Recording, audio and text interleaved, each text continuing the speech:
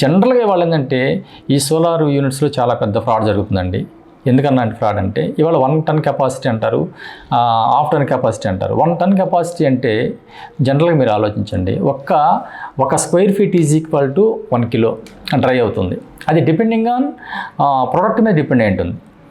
అదే మనకి గట్టిగా ఇప్పుడు లైక్ బనానా కానీ తర్వాత వచ్చేసి ఇలాంటి వెయిట్ ఉన్నటువంటి ప్రోడక్ట్ 1 ఫీట్కి 1 కిలో సరిపోతుంది. బట్ వెయిట్ లెస్ ఉన్నటువంటివి మీకు లీఫీ కానీ తర్వాత వచ్చేసి ఫ్లవర్స్ కానీ ఏంటంటే అవి సరిపోవు.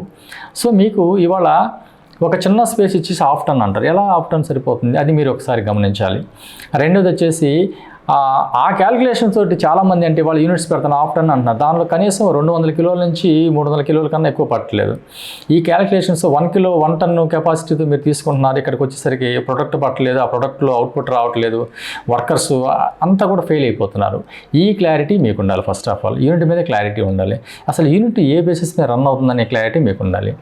జనరల్గా ఒకటేనండి, దీనిలో పెద్ద రాకెట్ సైన్స్ కాదు. ఇది ఒక యూనిట్లో ఏంటంటే మనకి కాన్సన్ట్రేటెడ్గా ఒకే యూనిఫామ్గా మనం టెంపరేచర్ని మెయింటైన్ చేస్తూ దానిలో ఉన్నటువంటి మాయిశ్చర్ని బయటికి అదే ప్రాంప్ట్గా కూల్ ఎయిర్ ఇస్తూ హాట్ ఎయిర్ ద్వారా మనకేంటంటే ఆ మాయిశ్చర్ని బయటికి తీసేస్తూ ఉన్నప్పుడు మాత్రమే ఈక్వల్గా మనకేంటంటే ఆ యూనిట్లో ప్రొడక్ట్ అనేది యూనిఫామ్గా డ్రై అవుతుంది.